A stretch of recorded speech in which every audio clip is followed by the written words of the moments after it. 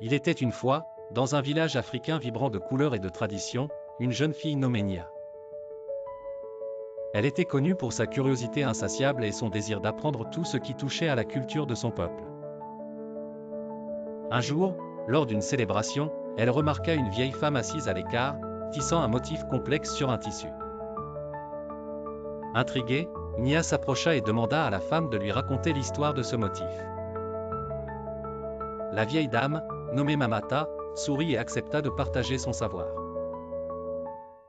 Elle expliqua que chaque motif racontait une légende, une leçon de vie ou un événement important de l'histoire du village.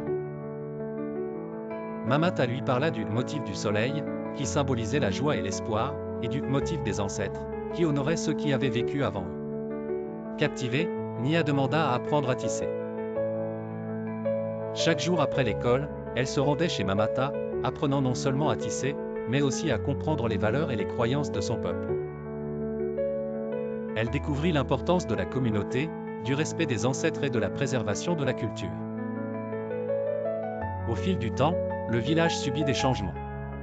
Les jeunes, attirés par la modernité, commençaient à délaisser leurs traditions. Inquiète, Nia proposa d'organiser une grande fête pour célébrer la culture, rassembler les villageois autour de la musique, des danses et de l'artisanat. Le jour de la fête, Mamata exposa les tissus ornés des motifs, et Nia expliqua leur signification.